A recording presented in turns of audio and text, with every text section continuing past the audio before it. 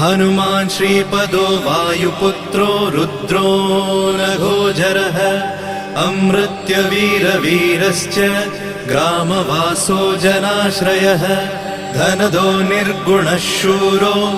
वीरो निधिपतिर्मुनिः पिङ्गाक्षो वरदो वाग्मी सीताशोकविनाशकः शिवः शर्वत्परो व्यक्तो व्यक्तो धराधरः पिङ्गकेशः पिङ्गरोमा